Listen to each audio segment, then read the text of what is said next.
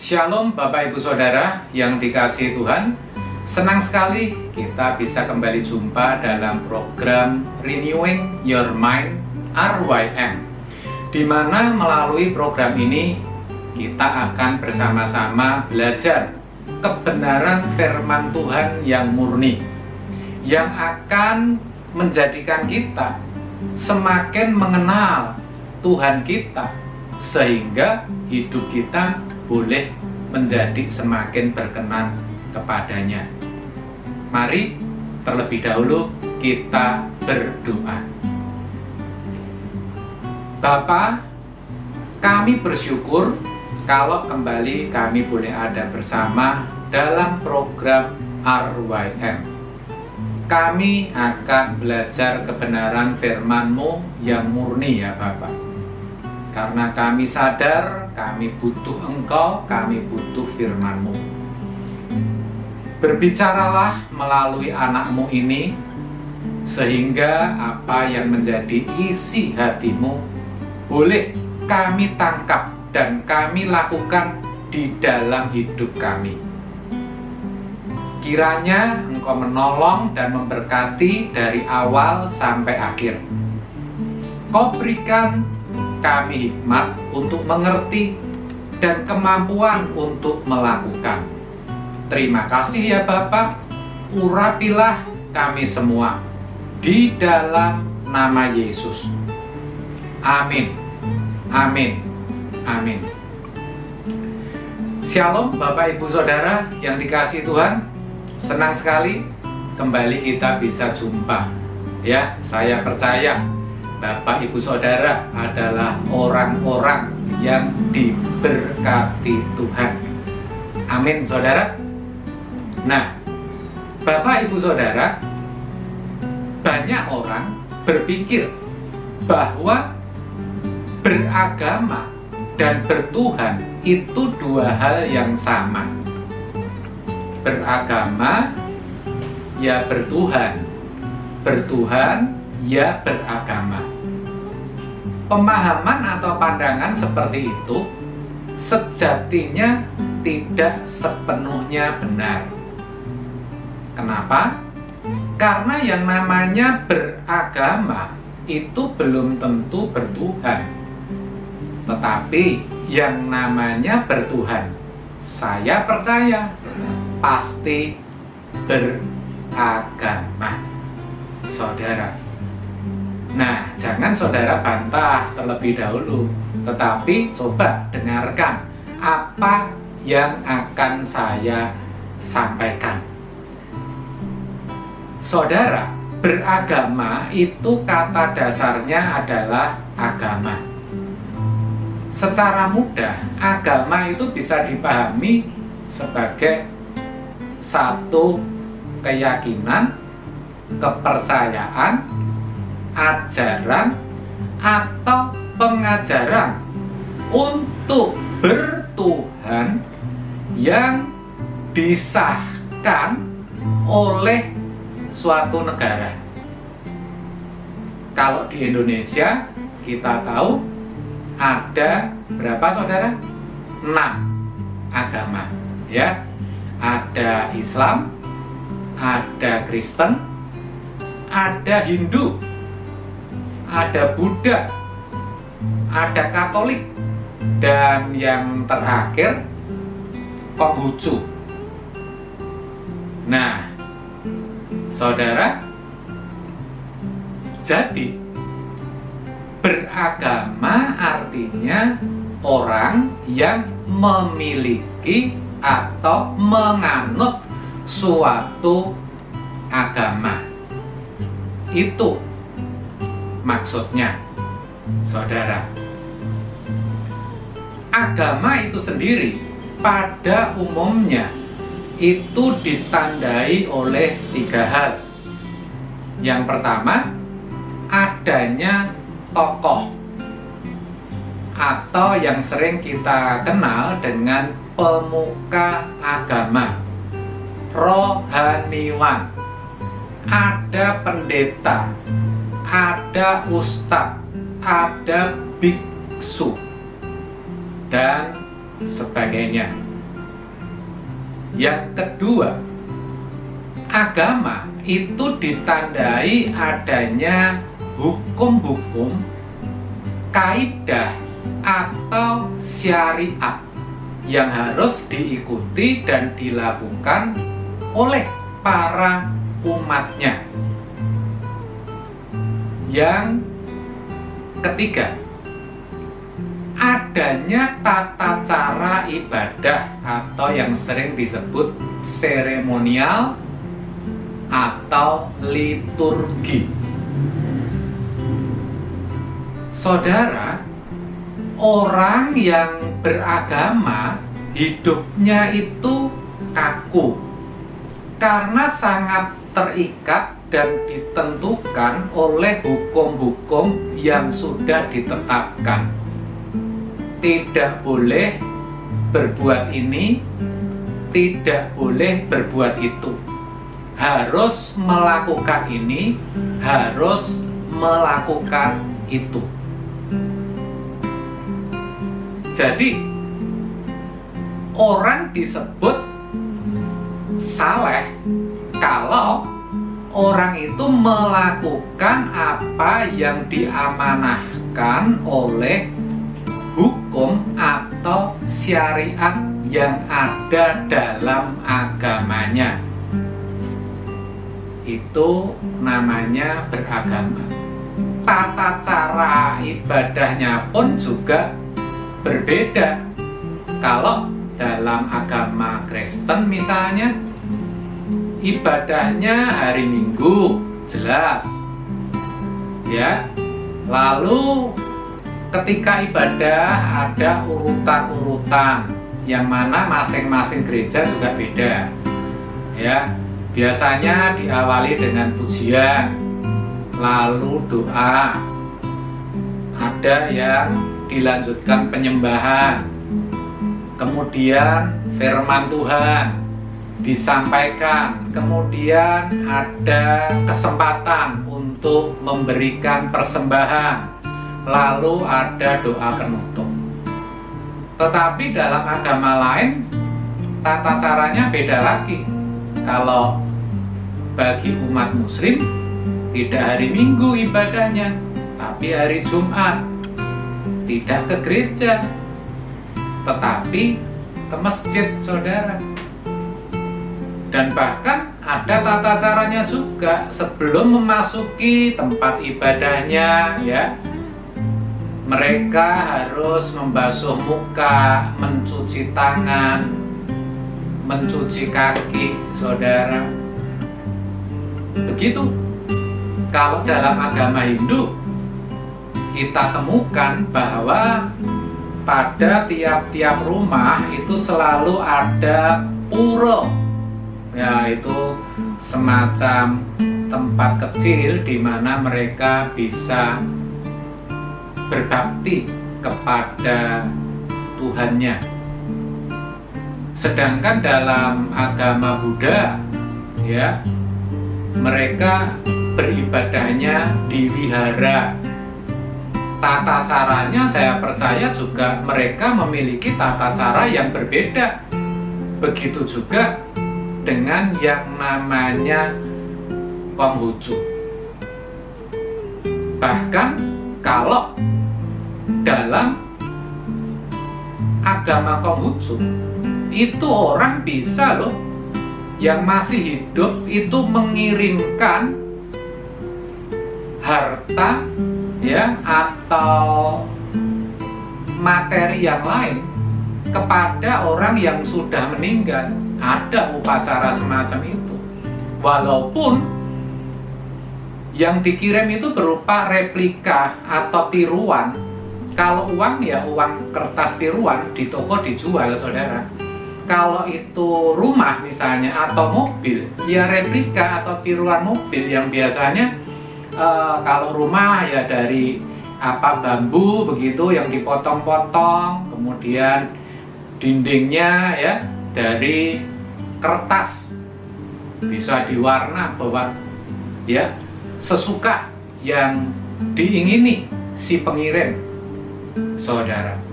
Dan peran tokoh itu sangat menonjol atau sangat dominan sekali, saudara, dalam orang beragama. Artinya pemuka agama atau tokoh agamanya itu seringkali tanpa sadar dianggap itu sebagai mediator yang bisa menjadi penghubung antara umat dan Allah yang disembahnya, saudara. Dengan demikian bisa atau seringkali dianggap lebih rohani, ya, lebih dekat dengan Tuhan. Nah, ini tentu tidak benar, karena ini sangat berpotensi untuk disalahgunakan. Ya, saya tidak akan berbicara apa yang ada dalam lingkup agama lain, tapi kalau dalam kekristenan, peran tokoh yang menonjol ini sangat kentara sekali, saudara. Ya, tidak hanya yang namanya rohaniwan itu dihormati, tetapi juga kadang orang itu cenderung untuk ingin lebih dekat. Lalu ada yang memberikan persembahan dalam jumlah yang besar di gereja. Tentu ini orang kaya, ya saudara. Tetapi di balik itu ada motivasi supaya lebih dekat dengan pendetanya, sehingga kalau memerlukan sesuatu, dia bisa undang dengan gampang sang pendeta itu, dan diyakini pasti pendeta itu akan datang. Dan faktanya memang demikian, saudara. Tetapi sebaliknya, ada juga yang menjadikan pendeta itu segalanya. Maksudnya apa? Maksudnya begini, dikit-dikit pendeta, saudara, ya, sakit minta didoakan, ya, menempati rumah baru, ya kalau tidak dilayani oleh pendetanya nggak mau, kecewa, saudara. Mau mengambil keputusan beli sesuatu, tanya kepada pendetanya baik atau tidak. Bahkan sampai, ya, untuk mendapatkan jodoh, ya, minta untuk didoakan pendetanya. Kenapa bisa begitu? Karena bagi orang-orang semacam ini, pendeta itu dianggap segalanya, saudara. Lebih tahu, lebih dekat dengan Tuhan, dan bisa membuat Tuhan mengabulkan apa yang diingininya. Makanya tidak sedikit kita juga temukan hamba Tuhan atau pendeta dikultuskan oleh jemaatnya. Nah, saudara, itulah yang namanya beragama atau kehidupan beragama. Sekarang kita akan bicara bertuhan, saudara. Kalau tadi beragama adalah orang yang memiliki agama atau orang yang menganut suatu agama, kalau bertuhan apa? Ya, bertuhan adalah orang yang memiliki Tuhan. Dengan demikian, harus diakui sejatinya setiap orang punya kesempatan yang sama untuk memiliki Tuhan. Semua orang itu berhak untuk memiliki Tuhan tanpa memandang apa yang menjadi agamanya, saudara. Ya, cuma saya mau kasih tahu saudara, harus tahu caranya. Dan mau untuk berjuang. Karena yang namanya memiliki agama, memiliki Tuhan alias bertuhan, itu tidak semudah memiliki agama atau beragama. Juga tidak lebih mudah kalau dibandingkan memperoleh harta, kekayaan, atau hal-hal duniawi lainnya, saudara. Saudara mungkin berkata, tapi Pak, cari duit itu juga susah loh Pak, apalagi situasi seperti ini. Iya, saya tahu itu. Tetapi percayalah bahwa untuk memiliki Tuhan itu jauh lebih sulit. Jangankan sampai memiliki, untuk menemukan Tuhan saja itu sudah sangat sulit, saudara. Nah, tetapi dengar ini, orang yang bertuhan hidupnya itu tidak kaku. Nah, di sini yang akan saya katakan yang terkait atau konteksnya adalah kekristenan ya saudara. Saya tidak akan menyinggung dan membicarakan agama lain. Ya, orang Kristen yang bertuhan, nah maksud saya begitu, ya, hidupnya itu tidak kaku karena dia tidak terikat oleh hukum-hukum atau kaidah-kaidah tertentu. Ya. Yang penting itu bukan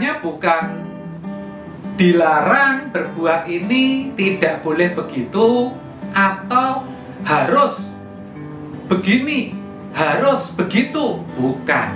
Tetapi apakah yang dikerjakan itu sesuai dengan pikiran dan perasaan Allah atau tidak? Yang dilakukan itu menyukakan hati Tuhan atau tidak? Itu yang penting saudara. Dan juga dalam hal menyembah Tuhan dan ibadahnya, sejatinya, saya katakan sejatinya, ya, tidak tergantung dengan seremonial atau tata cara ibadah. Dengan kata lain, ibadahnya itu tidak dibatasi oleh ruang dan waktu. Ya, mau ibadah di rumah juga boleh. Waktunya tidak harus jam 7 pagi, ya setiap waktu juga boleh, saudara. Dan memang seharusnya ibadah itu segenap hidup, artinya setiap waktu, dimanapun dan kapanpun, saudara. Dan tidak harus kalau datang kepada Tuhan, harus menyanyi dulu, baru doa, lalu baru baca firman. Enggak selalu begitu, saudara. Bisa baca firman dulu, kemudian berdoa, setelah itu selesai. Atau mungkin cuman memuji Tuhan dan menyembah, itu saja, enggak apa-apa. Ya, itulah orang Kristen yang bertuhan. Tetapi bukan berarti saya berkata bahwa yang namanya liturgi, tata cara ibadah, seremonial, atau jelasnya beribadah di gereja itu tidak perlu. Bukan, maksud saya bukan begitu, saudara. Ya, yang namanya beribadah di gereja pada jam-jam tertentu itu boleh. Dan kalau dikatakan perlu, ya perlu, saudara. Kenapa? Karena di dalam gereja kita bisa beribadah secara bersama-sama, ya. Bersama dengan saudara seiman yang lain, kita bisa berbagi perasaan, kita bisa saling memperhatikan satu sama lain. Dan di gereja, ketika kita mendengarkan firman Tuhan, sejatinya kita sedang belajar, yang mana hadir seorang mentor, yaitu hamba Tuhan atau pendeta. Jadi sekali lagi ya saudara, saya ingatkan kalau saya katakan bahwa tidak terikat oleh seremonial bukan berarti saya menganjurkan saudara untuk tidak ke gereja loh saudara. Bukan begitu saudara, ya. Bukan. Ingat ya. Nah, satu hal yang saudara harus ketahui bahwa di dalam kekristenan yang namanya bertuhan itu bukan saja memiliki Tuhan, tetapi kita bisa menjadikan Tuhan itu Bapa kita. Hal itu jelas seperti dalam doa yang diajarkan Tuhan Yesus, di mana kita bisa menyebut Allah dengan sebutan Bapa. Bapa kami yang di surga. Wow, ini satu hal yang luar biasa, yang tidak ada dan tidak pernah diajarkan di agama manapun juga. Ya saudara, dan itu berarti sejatinya orang percaya, orang Kristen itu adalah anak-anak Tuhan, anak-anak Allah. Dan itu diteguhkan oleh Alkitab.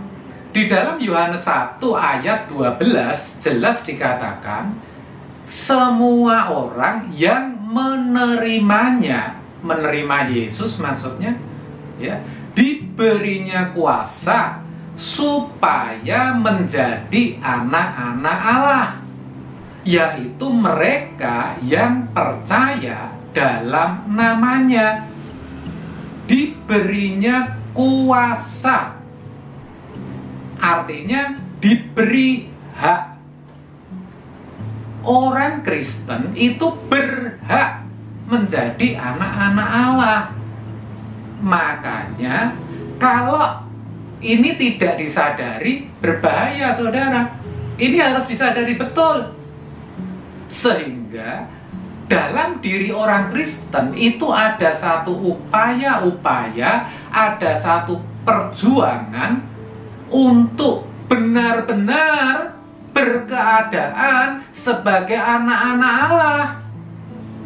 Sehingga berbeda ya, filosofi hidupnya, peragaan hidupnya berbeda, bahkan sama sekali berbeda dengan orang-orang di luar Kristen, atau istilahnya dengan anak-anak dunia. Dan perbedaan itu harus bisa dilihat orang saudara. Pertanyaannya, perbedaannya dalam hal apa Pak? Paling tidak ada 3 saudara. Yang pertama, kerelaannya untuk dididik. Sebagai anak harus rela, harus mau dididik saudara. Ibrani 12 ayat 6 jelas mengatakan, Tuhan menghajar anak. Tuhan menghajar orang-orang yang dianggap sebagai anaknya dan menyesah orang-orang yang diakuinya sebagai anak. Kalau Bapa yang ada di dunia ini menghajar anaknya, caranya bagaimana saudara? Ya kalau dulu sewaktu saya masih kecil, ya pakai cambuk saudara. Mungkin kemucing ya, atau sapu. Atau kalau enggak pakai tangan, dipukul pantatnya.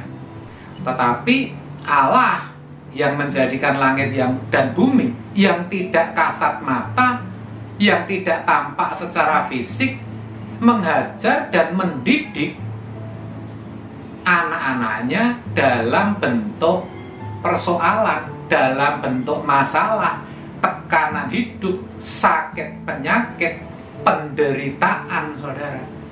Nah, di sini orang Kristen yang bertuhan itu harus rela. Artinya ketika hal itu terjadi atau dialami dalam hidupnya, hatinya tetap sukacita, ada damai sejahtera. Karena tahu bahwa itu adalah didikan daripada Bapaknya. Karena tahu bahwa itu tidak akan menyakitinya atau membinasakannya. Sebaliknya akan mendewasakan dan akan menjadikan orang percaya hidup dengan penuh tanggung jawab. Yang kedua, harus beda dalam hal apa? Yang kedua, dalam hal menghormati atau menghargai Allah secara patut, saudara. 1 Petrus 1 ayat 17 mengatakan, kalau kamu menyebutnya Bapa, yaitu Dia yang tanpa memandang muka akan menghakimi semua orang berdasarkan perbuatannya. Hendaklah kamu hidup dalam ketakutan selama kamu menumpang di dunia ini. Ya, hendaklah kamu hidup ketakutan. Dalam ketakutan artinya di sini hendaknya kamu memiliki rasa hormat yang patut, menghormati Dia, menghormati keberadaannya secara patut. Nah, di sini orang Kristen yang bertuhan itu harus sadar bahwa meskipun sepertinya Tuhan itu tidak kelihatan, ya, tetapi senantiasa hadir dimanapun dan kapanpun. Tidak hanya itu, bahkan Tuhan senantiasa mengarahkan pandangannya kepada anak-anaknya. Nah, orang yang menyadari akan hal ini hidupnya pasti beda dengan orang-orang dunia. Maksudnya apa? Maksudnya nggak mungkin hidup sembarangan, menjelek-jelekan orang, ya, memendam rasa kebencian, meskipun itu di dalam hati. Tapi Tuhan yang Maha Hadir itu menyelidiki hati, saudara. Tidak berlaku semena-mena, tidak sombong. Dalam perbuatannya tidak asal melakukan. Ingin sesuatu, ya, langsung dikerjakan, langsung dipenuhi semua yang menjadi keinginan, dipuaskan. Tidak seperti itu, saudara. Karena dia sadar bahwa Tuhan itu melihat. Ya. Nggak mungkin orang yang menaruh rasa hormat kepada Tuhan akan mempermalukan Bapaknya, apalagi mendukakan hati Bapaknya. Nggak mungkin. Jadi kalau ada orang Kristen, saya katakan orang Kristen saja ya, yang sampai membunuh, dalam arti membunuh secara fisik, ya, itu sejatinya sudah mendukakan hati Tuhan. Tuhan pasti sedih kok melihat perbuatan yang seperti itu, ya. Dan itu terjadi, saudara. Kita lihat saat ini tidak sedikit kita dengar berita, ya, terjadi kekerasan dalam rumah tangga, misalnya pelakunya ternyata orang Kristen, saudara. Ya, ada misalnya perampok, ya, perampok besar bahkan ternyata orang Kristen, saudara. Nah, itu tentu membuat Tuhan sedih, mempermalukan Tuhan. Itu artinya dia tidak menaruh rasa hormat, tidak menjunjung tinggi nama Bapaknya. Nah, itulah kenapa tadi di awal saya katakan bahwa orang beragama belum tentu bertuhan. Nah, orang-orang yang saya contohkan ini, itu orang beragama. Agamanya apa? Agamanya Kristen. Tetapi kelakuannya, perbuatannya seperti orang yang tidak bertuhan, saudara. Dan itu menyedihkan. Tetapi tadi juga saya katakan bahwa orang yang bertuhan pasti beragama. Nggak mungkin lah orang yang memiliki Tuhan itu tidak pergi ke gereja, tidak beribadah. Nggak mungkin. Nggak mungkin itu, saudara. Itu yang kedua. Lalu yang ketiga, apa yang harus berbeda dengan anak-anak dunia? Yang ketiga adalah dalam hal penurutannya akan kehendak Allah. Orang yang bertuhan, sekali lagi ini konteksnya dalam hal kekristenan ya saudara, itu selalu memiliki penurutan akan kehendak Allah. Jadi yang dikerjakan, yang dilakukan itu yang bukan dia mau. Hidupnya ada di dalam pemerintahan Allah. Makanya dalam doa Bapa kami Matius 6 ayat 10 dikatakan atau diajarkan, datanglah kerajaanmu, jadilah kehendakmu di bumi seperti di surga. Itu artinya orang Kristen yang bertuhan itu selalu berusaha apa yang dilakukan, apa yang dikerjakan itu sesuai dengan pikiran dan perasaan Allah, merupakan kehendak Allah yang harus dipenuhi dalam hidupnya. Begitu maksudnya, saudara. Itu seperti dialami Abraham, ya. Ketika Tuhan menghendaki Abraham untuk meninggalkan Ur Kasdim, Abraham nggak pikir panjang apakah itu menguntungkan dirinya atau tidak, tetapi dia berkemas kemudian meninggalkan sanak keluarga dan negerinya. Padahal Tuhan tidak menunjukkan kemana tujuan yang pasti yang harus dituju oleh Abraham. Demikian juga kita sebagai orang percaya, saudara. Kita pun sama. Kalau kita bertuhan, maka harusnya yang kita lakukan itu kehendaknya, karena kita hidup dalam pemerintahannya. Walaupun sesuatu yang kita kerjakan itu bisa mendatangkan kesenangan bagi diri kita, itu pun harus diperkarakan. Apakah Tuhan juga ikut disenangkan atau tidak? Kalau tidak, itu tidak akan dilakukan. Begitu, saudara.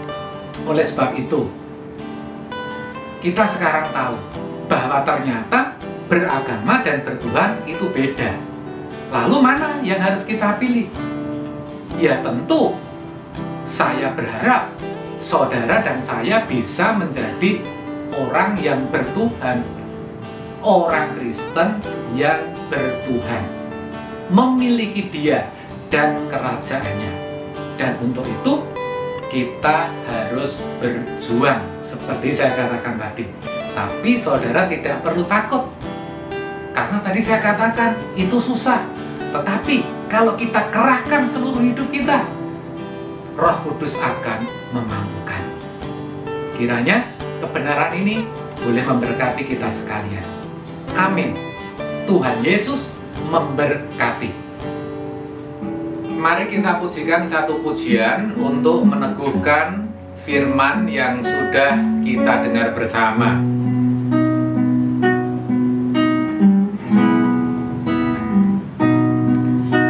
Engkau Bapa-Ku satu-satunya, tiada yang lain di dalam hatiku. Hidup hanya untuk melayani-Mu Bapa, menyenangkan perasaan Bapa.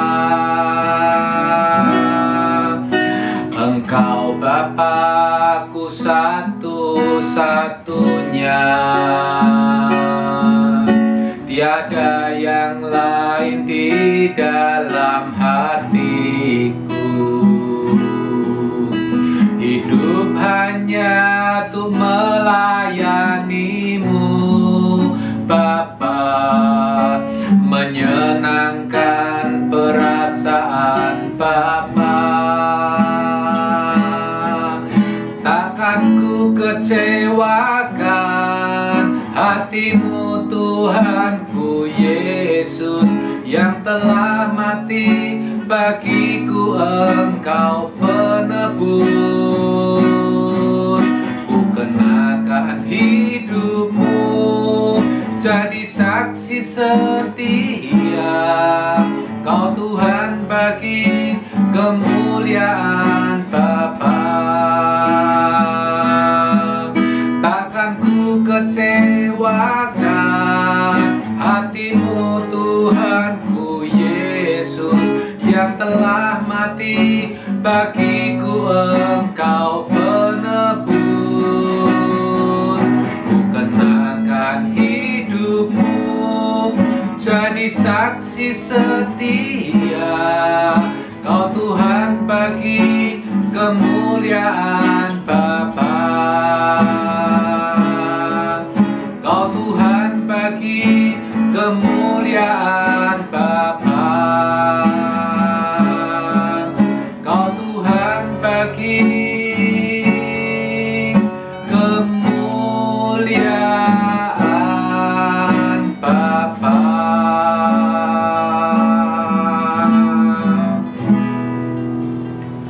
Mari kita berdoa. Bapa, terima kasih untuk firman-Mu yang boleh kami dengar kali ini. Sungguh kami diberkati dan kami sekarang menjadi jelas apa itu yang dimaksud beragama, apa itu yang dimaksud dengan bertuhan. Bapa, kami mau memiliki Engkau. Kami mau memiliki kehidupan yang bertuhan. Kami mau berjuang untuk mengenakan hidup-Mu ya Bapa. Engkau ya Yesus yang telah mati bagi kami. Terima kasih, dan kami percaya ketika kami berjuang dengan seluruh kekuatan kami, maka Engkau sendiri yang akan memampukan. Kami berdoa bagi setiap orang yang mengikuti acara ini. Bapa, kiranya Engkau menolong, memberkati. Terima kasih ya Bapa. Dan sebentar kami akan berpisah satu sama lain. Acara ini sudah selesai. Kami percaya penyertaan-Mu atas kami sekalian sempurna.